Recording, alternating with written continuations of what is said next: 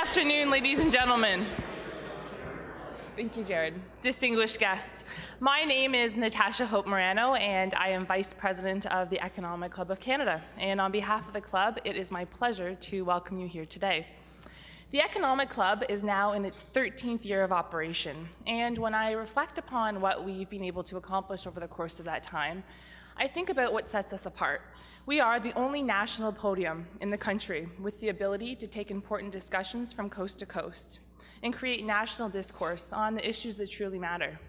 We host close to 200 events a year, and we are an organization dedicated to inspiring our younger generation of Canadians to be financially literate and civically engaged through the work of our Junior Economic Club program.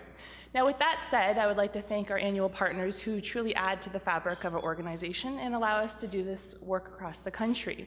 They include the Insurance Bureau of Canada, the Chartered Professional Accountants of Ontario, Sun Life Financial, the Canadian Gas Association, the Canadian Bankers Association, Porter Airlines, and the Hill Times and Embassy newspaper, and our Ottawa partner, PSAV. I would also like to thank our official partner for today who helped to make this possible, and that's Dickerson Wright. Please join me in giving them a hearty round of applause. Now, this is the second year that the Economic Club has had the opportunity to host Tech Day on the Hill, and I'd be remiss if I didn't take a moment to thank Mr. Jeff Musson, president of the Dynamite Network, who has worked around the clock to make today possible. So please join me in giving him a hearty round of applause. And it's always a pleasure working with you, Jeff. Today, the club is delighted to host Ms. Andrea Stairs, Managing Director of eBay Canada, who will give an overview of the e-commerce landscape in Canada and how the internet is enabling Canadian SMEs from all corners of the country to become successful micro multinationals. Andrea, we're so pleased to have you here today to take our podium.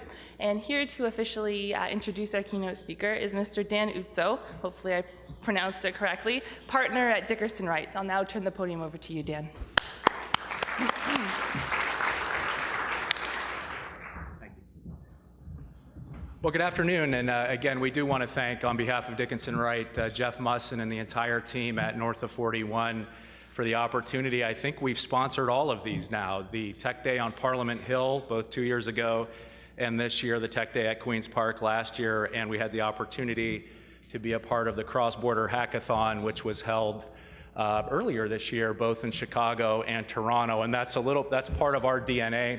Our law firm, I'm not going to be the lawyer here and give you the commercial, but we are one of a handful of law firms that have full-service offices in Canada and the United States. I've previously worked in the U.S. government and Canadian government, and there are a bunch of us in the firm that have that type of cross-border experience with our offices here in Ontario, as well as in 15 or now 17. We've actually added 2 new offices in the last week, 17 offices in the United States. And we really follow automation and innovation alley, as we call it, from Ontario down to the state that's north of Ohio. I'm from Ohio. You may not get the joke, but we don't say the name of the state above us because of that little so-called university in Ann Arbor. But that state, Ohio, Kentucky, Tennessee, down to Florida, and then out to the U.S. Sun Belt into our Arizona and Nevada offices, and I'm sure it's not lost on you that those are the key North American trading corridors. We are where the businesses are between Canada and the United States.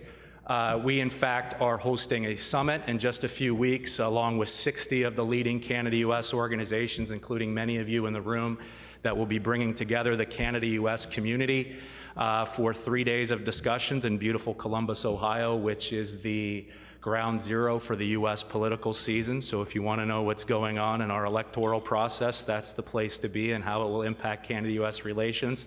If you find that out, let us know too. We're still trying to figure out what's going on down south. I actually worked on one of the presidential campaigns this year, and that was something. But without further ado, one of the key aspects of what we're doing in the next 2 weeks is figuring out what we've been talking about this morning and beyond, which is the future of the Canada-U.S. relationship in terms of our innovation and competitiveness. There's nobody better to hear about than today's speaker, which is, as you heard, Andrea Stairs, the Managing Director of eBay Canada. In that capacity, she has responsibility for strategy and operations of one of the world's largest online marketplaces, as well as Canada's second largest e-commerce business. Andrea is charged with the responsibility to cultivate eBay's community of users, both from the individual all the way to the well-established brands and retail establishments. If you look at her resume, she does it all there, from anything from product management to marketing over to government and business relations. So she spends a lot of time around the corner here on the Hill. She previously served as the Director of Marketing for eBay Canada and developed eBay Motors, as well as the Canada's French website. She holds degrees from McGill, as well as the University of Toronto, both LLBs and an MBA. And then she is the mother of two and has a husband, and originally from Montreal, but now lives in Toronto. So without further ado, Andrea.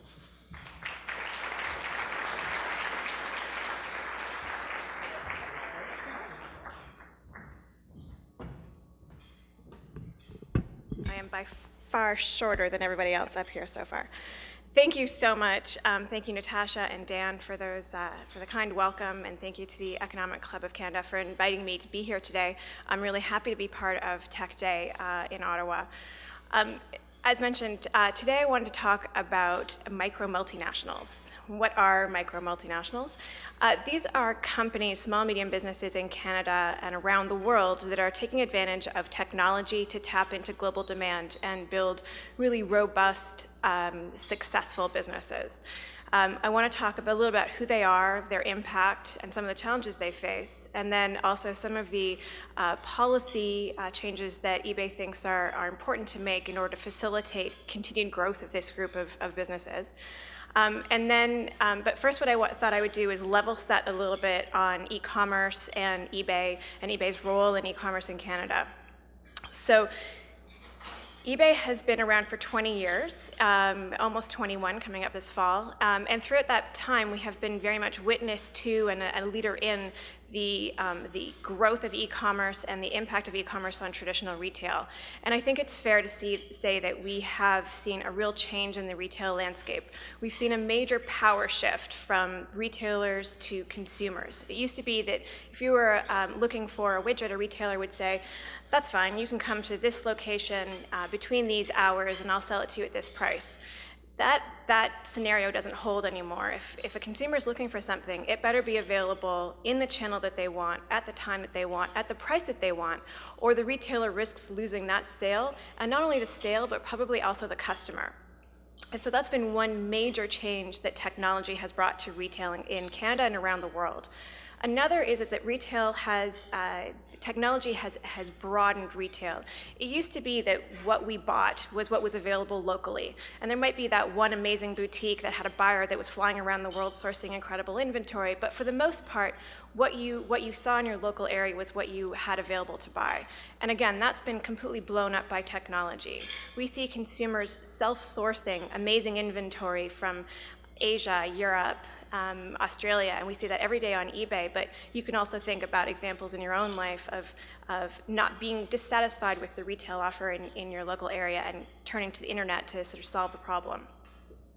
So e-commerce has changed not only how we buy, though, it's obviously changed the way we sell. And so we'll get into how that is particularly the case for small and medium businesses. But before that, I thought I would take a quick look at e-commerce in Canada and look a little bit at the numbers. To put it bluntly, I think e-commerce in Canada is probably out of its infancy, but still well in its adolescence. We were definitely late to start, and when I look at e-commerce in Canada relative to peer markets like the US or Australia, we still are very much lagging. In 2013, a study found that only 13% of Canadian businesses were selling online, which I guess isn't terribly surprising given that only 50% of Canadian businesses had a web presence, but is still not exactly setting the world on fire. And as a result, when you look at the share of retail being transacted online, we certainly lag peer countries. The numbers may change, but the gap, for example, to the US tends to be pretty similar, around 30% difference in terms of sales being transacted online. That being said, the future is bright, and we definitely see demand every day on eBay. The consumers, Canadian consumers, are there. Studies expect to see robust growth in e-commerce going forward.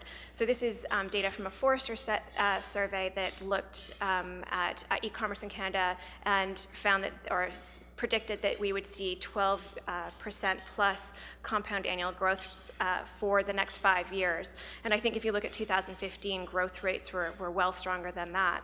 And obviously, comparing that to the growth in traditional retail, you see a significant gap.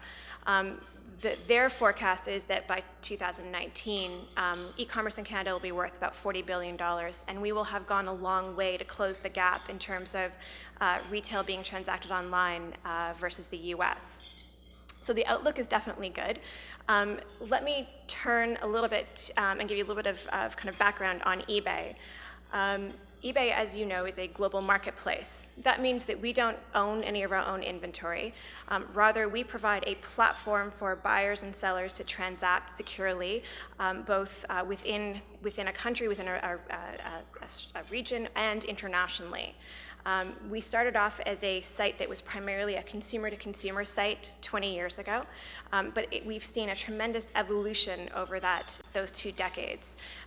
We now number 162 million active users around the world, and at any time there are 800 million or more live listings, and those listings are across 50,000 categories, with buyers doing more than 250 million searches a day. That's a lot of numbers, but I think it gives you a sense of the order of magnitude and the scale of the business globally. And it has definitely evolved over the last 20 years. It was founded as primarily a site for used inventory being traded at auction, and that's certainly our heritage and what we're still known for. But in point of fact, nowadays what we see is the vast majority of inventory being bought on eBay is actually new inventory, and most of it is being bought at fixed price. So, the seller names his price and the buyer pays it, so a very traditional transaction experience. We've also seen an evolution in the presence of mobile. We now see that more than 50% of our transactions have some mobile touch point. So someone initially found their item, conducted their initial search on mobile, or watched an item, or fully consummated the transaction on mobile. And so that has become a huge component of the business, and something very much that other retailers need to keep in mind. This is what eBay looks like globally. What does it look like in Canada? As was mentioned, we're number 2 in the market, and we do have tremendous scale here as well. We were founded here 16 years ago, and at this point, we have been a leader through that entire time, and now have 8 million unique visitors to the site, Canadian visitors to eBay every month.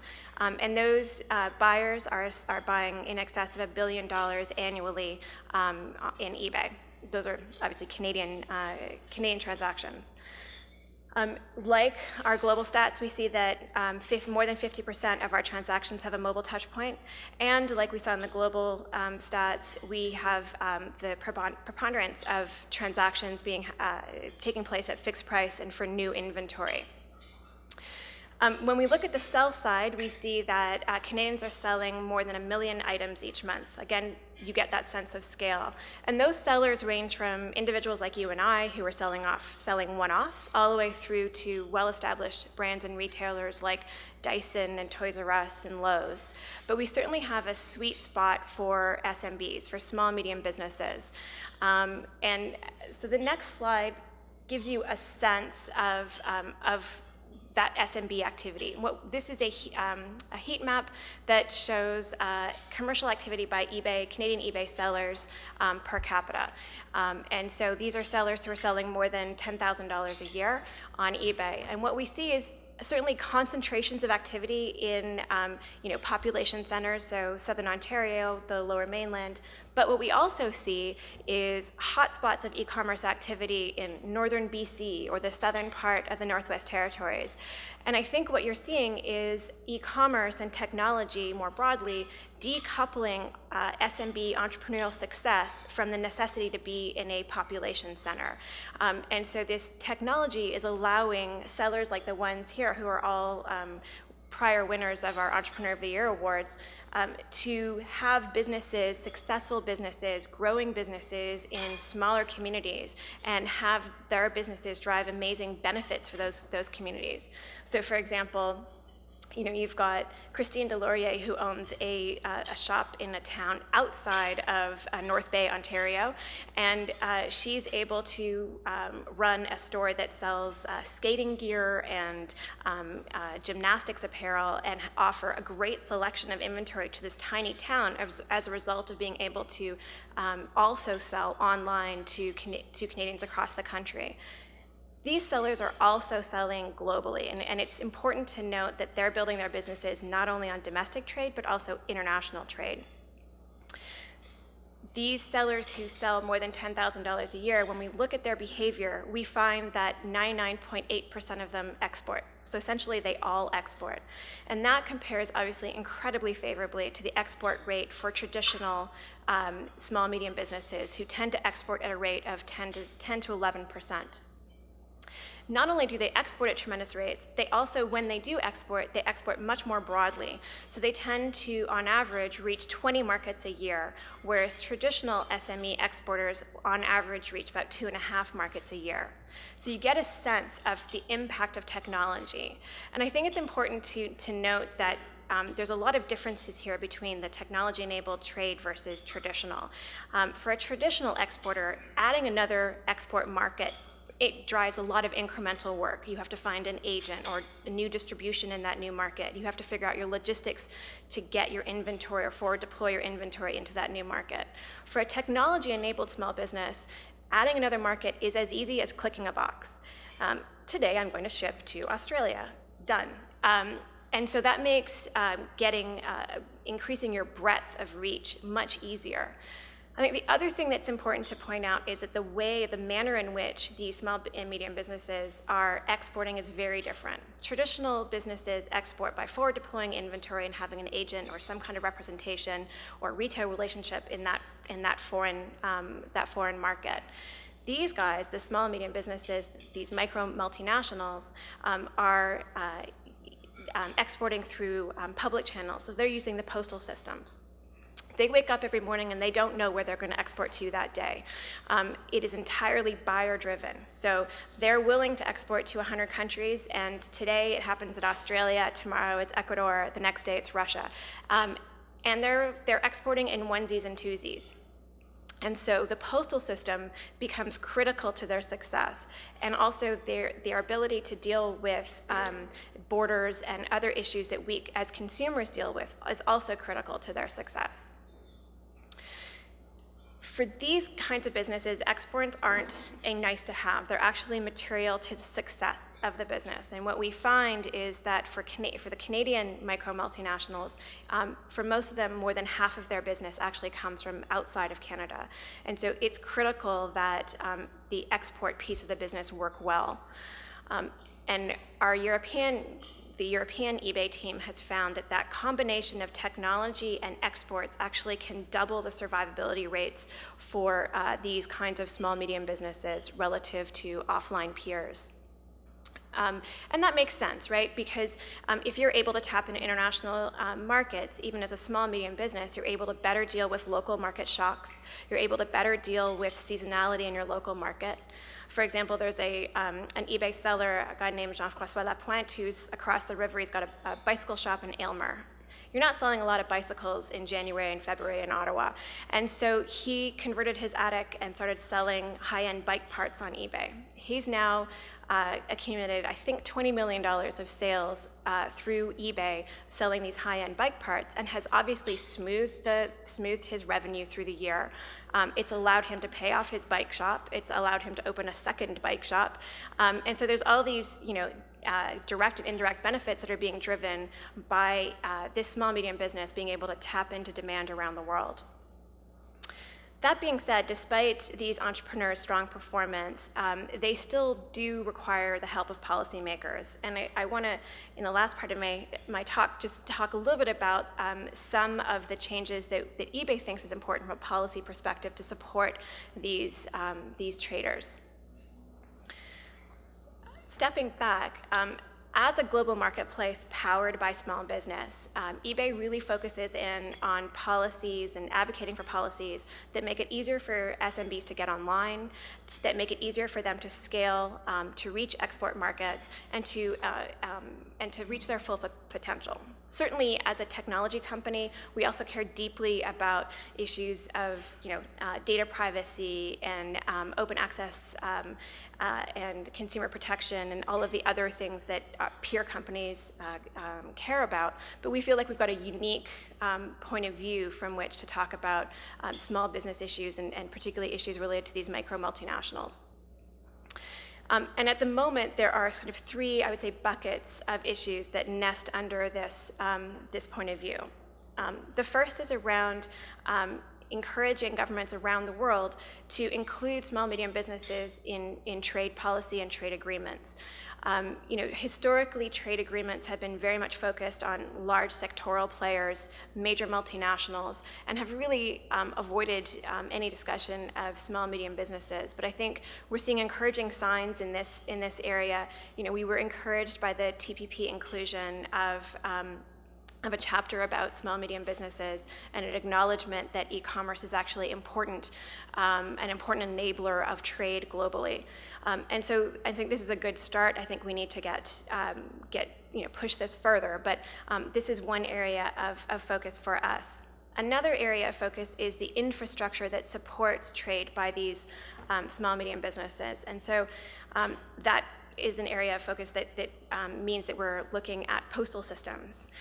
We don't normally talk about postal systems in the context of trade policy, but the reality is that these small, medium businesses are using postal systems as a way of getting to their end consumer. And so, the post system is now becoming the highway for 21st century trade, as bizarre as that sounds. And so, we are certainly supportive of Canada Post's investments in modernizing their infrastructure, but we're also encouraging acceleration of those investments, because the reality is right now Canadian sellers are at a disadvantage in terms of being able to offer retail standard e-commerce experiences around tracking and pricing, particularly as the export piece is so important to those Canadian sellers, and so cross-border issues around postal systems become very important.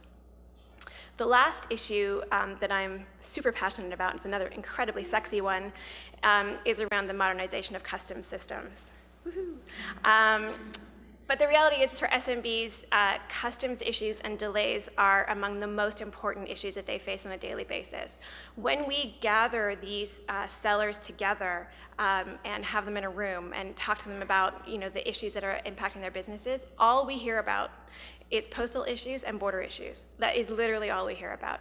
These businesses and these entrepreneurs want to run their businesses. They don't need a lot of help. They just want a level playing field, and they want to be able to compete with competition in the US, in the UK, around the world. And having reducing frictions on borders is a key area of concern for them, both in Canada and globally. And so this is an area that eBay is focused on around the world. In Canada, that has meant that we have spent, and I've been spending a lot of time on the issue of the de minimis threshold, which is the threshold below which goods can be shipped into the country duty and tax-free. The Canadian threshold is $20 and was initially set at that level in the early 80s. We are sort of in the same range as Jordan and Uganda. The US was at 200 until earlier this year and is now at 800. Australia is at 1,000. And so you see that we are quite out of step with some of our key peer markets. Why do we care? There are certainly consumer issues. It would be nice for Canadian consumers to have the same ability to access foreign inventory than peers in other markets.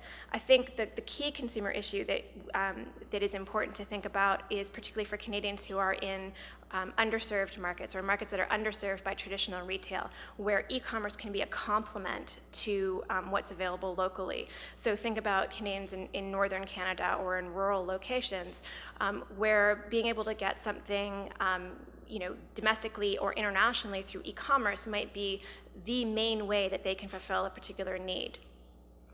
The other reason we care deeply is because of these micro multinationals and the impact on them. Our most common scenario at eBay Canada is that we have a Canadian seller who is competing against an American seller for an American buyer. That is the traditional kind of scenario that we see.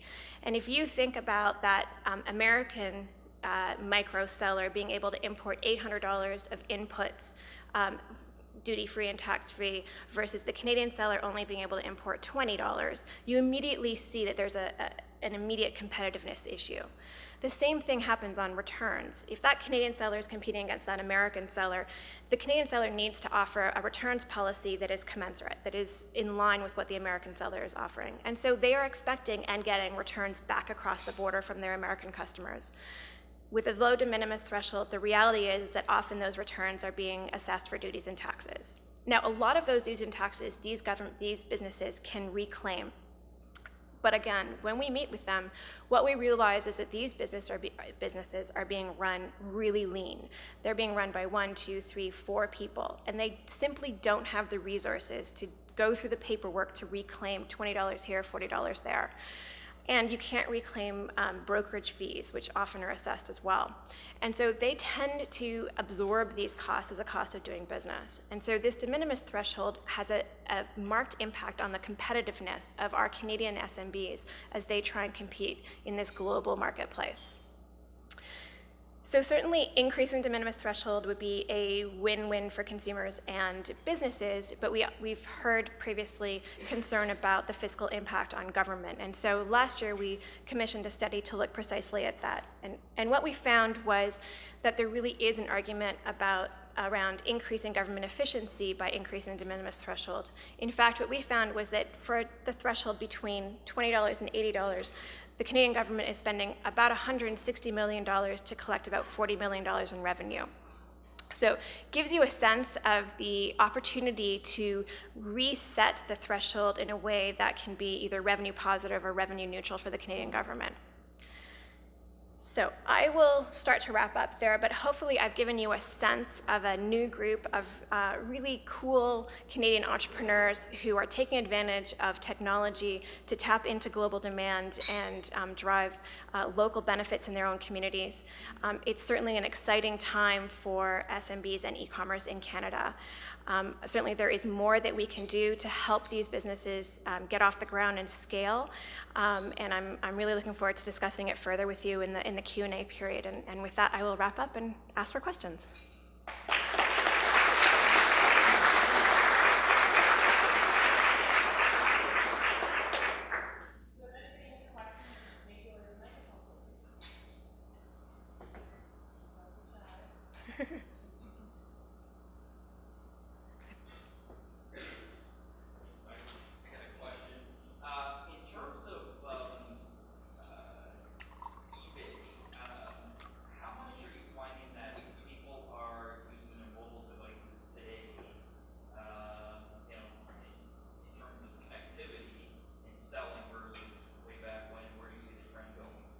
Yeah, so more than half of our transactions have some mobile touch point. In Canada, we see that I think more than a third of our traffic comes to eBay exclusively on mobile, and then another third is split, kind of has mobile and desktop. So we now have, I think, like a lot of companies, a mobile-first approach, but frankly, it doesn't really help anymore given how substantial mobile is to sort of think about mobile and desktop as separate beasts. They actually need from the outset to be we're managing the site as sort of multiple sites, but not adding one to the other. It's that whenever we're thinking about product, it's mobile is very much part of that. And I don't think it's going to change. I think that mobile is only going to become more and more important.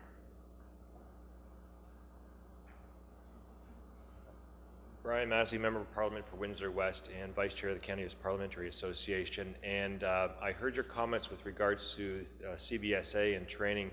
I was at the Border Trade Alliance meetings a couple weeks ago here in Ottawa, this very room actually, and a lot of border operators are calling this summer to be the summer of hell because of the lack of staffing that is there. It's a file I've worked extensively on for over a decade. And then, do you have any, I guess, reassurances or what you can suggest to members to outreach to people like myself and others who may not understand that the bare essence of even clearing customs requires people?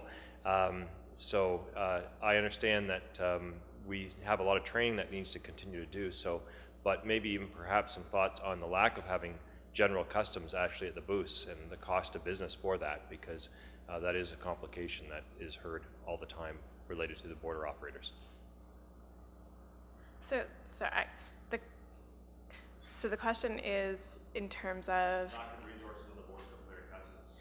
yeah, I mean, yeah, obviously it's huge, a huge issue, and anecdotally we know that notwithstanding the de minimis threshold is $20, effectively, depending on the day, it can kind of move around based on the capacity to clear to clear parcels across the border, and so there's this sort of inability for consumers to count on what is going to be assessed versus what's not, and the same thing for the small businesses. And so, yeah, I think if we can get to a point where we, recognize the actual capacity and set thresholds and rules and regulations that are commensurate with the capacity, then we can get to a point where everyone sort of understands both the de jure and de facto rules, and they're the same, and it's not this kind of, internally at eBay we call it duty roulette, where you sort of have something that's on the bubble of like $80, and will it get assessed, will it not get assessed, and you sort of think, okay, well, if it gets assessed, I'm gonna take the duty that and just sort of peanut butter it all across all the other packages that didn't get assessed. That doesn't seem like a really great way of collecting a tax or implementing a policy where no one really understands when it's going to be assessed and when it's not. I don't know that it's necessarily an issue of throwing more resources at the problem. I think we can actually sort of kill two birds with one stone by kind of understanding what the appropriate level of resources are, and then setting the rules so that they are reflective of consistent enforcement based on that pool of resources, if that makes sense.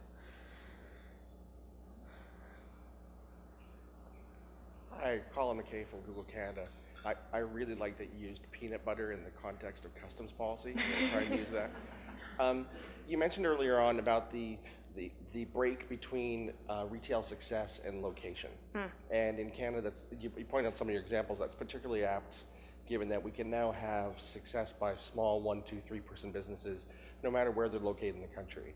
I wonder if you have any observations around the growth of that type of business within Canada compared to the US and other countries that you operate in, and what might be contributing or might be a barrier to the growth of particularly those businesses outside traditional retail areas. So I think that we've done the same, thank you for the question. We've done the same heat map in a couple other countries, and I know that broadly speaking the findings are similar in that our number one most concentrated area of e-commerce activity in Canada is Perth, Ontario. Who knew? They've sort of had similar findings in the U.S. and the UK, where they found that it was sort of third-tier cities would pop in terms of that. I think that the share of exports for the Canadian SMBs who are in far-flung places is much higher than it is for similar small businesses who are operating in rural or suburban areas in the UK and the US. We are much more dependent on exports to kind of create that robust business, and the exports has a much greater share of overall sales. And so given that, we are disproportionately exposed in Canada to issues around international shipments and border issues and those kind of things versus a similarly positioned US seller or UK seller who have the ability to potentially not even export as they start off because they're sitting in the middle of a large, robust e-commerce market, which at this point the similar, the Canadian versions of those businesses aren't. And so if you want to tap into enough scale out of the gate in order to create a robust business, if you're Canadian, you need to be adding on exports immediately versus the others that may not need to, similarly positioned in the US, the UK. So I think that's the big difference. Well, again, thank you so much, everyone. It was a real pleasure to be here.